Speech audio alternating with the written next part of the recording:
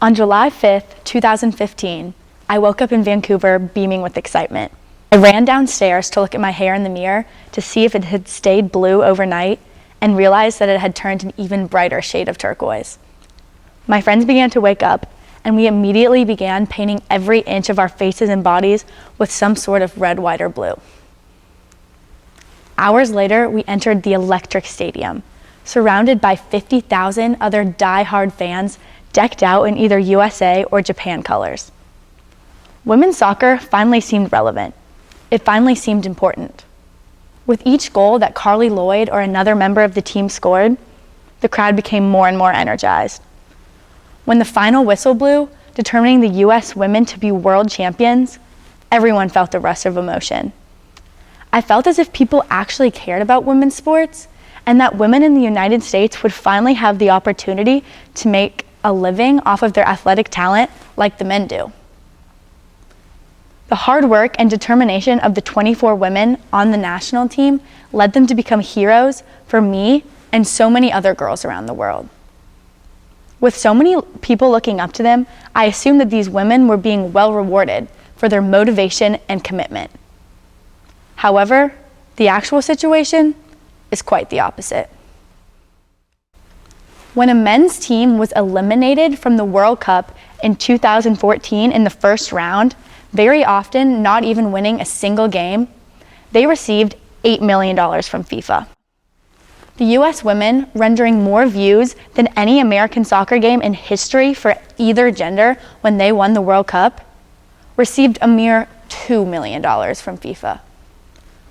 I don't think that anyone could look at these numbers and not see the injustice. The men's champion in 2014, Germany, received $35 million from FIFA. $33 million more than the equally as successful women. Other sports have begun to close this gap, but soccer is far behind the curve. In tennis, both the male and female champions of Wimbledon receive in excess of $2.7 million. FIFA needs to begin confronting this blatant inequity and work to resolve this issue. The situation of major underpay is not just applicable to the national team, but also to the National Women's Soccer League in the United States. The minimum salary for a professional women's soccer player in the United States is $6,842. Comparatively, the minimum salary for a men's soccer player in the United States is $60,000. Not only is there a major gap in these numbers, but the female minimum salary for soccer is far below the poverty line. When I was in lower school, my family housed 2 professional women's soccer players who used to play on the Atlanta beat because they couldn't afford to pay their own rent. These hard-working women are not being paid enough, and change is imperative. However, when I looked into the situation of women's soccer opportunity in other countries, I realized that although the women in the United States are being treated unfairly by not receiving adequate pay for soccer, women in other countries are in far worse situations. When you search the word Argentina, this is one of the first images that shows up. Soccer has been described as the heart of their nation, and their fans are crazy for their national team. However, the attitude towards women's soccer is entirely the opposite. Stereotypes abound for women's soccer in Argentina. Women's soccer games are seen as boring, and women's soccer players are considered very masculine. Family prejudices lead girls to play less manly sports, such as volleyball or field hockey. Mothers do not want their daughters to participate in soccer as it is not seen as proper. Additionally, many major office buildings offer a soccer field to their male employees for breaks as a perk, but this option is off limits to the female employees. These women are being denied the opportunity to play soccer and are therefore being stripped of the opportunity to develop a talent or develop a passion. On the other hand, men's soccer is by far the most popular sport in Argentina. Birthplace of arguably the best soccer player in the entire world, Lionel Messi, their fans have always had a huge passion and fan base for the men's game. Out of the 60 men's professional clubs in Argentina, only a mere 11 have a women's side. Not only that, but the average soccer player in La Primera División, the men's professional league in Argentina, is $200,000. The women do not have a salary at all. Even the women on the Argentinian national team do not receive any money for their hard work. This is an injustice that needs to be addressed. Another country in which soccer is the backbone of culture is Spain. Their men's team has competed in 14 out of the 19 World Cups and became world champions in 2010 in South Africa. Their women's team, on the other hand, competed in the World Cup for the first time this year in 2015. In the past, women's soccer did not even exist in Spain. But now, certain programs are building opportunity for women's soccer. The root of the reason for the increase in opportunity for women's soccer in Spain is purely economic. Big clubs such as Barcelona FC recognize the value of women's soccer as a good marketing move to make more money. Barcelona FC has a training league for girls that eventually feeds into a professional team. This is the progress that other clubs must make. Now, despite these programs that very few clubs have, there is still a looming stereotype in Spain for women's soccer, just like the one in Argentina. Veronica Boquete, the captain of the Spanish women's national team, recalls being told on many occasions that she needs to find a new sport, one that's more suitable for women. This attitude is discouraging girls from playing soccer and is the major reason for the lack of organized club teams for girls.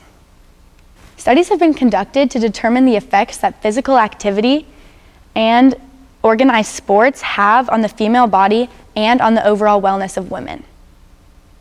Arguably, the most important characteristic that sports build in young girls is confidence.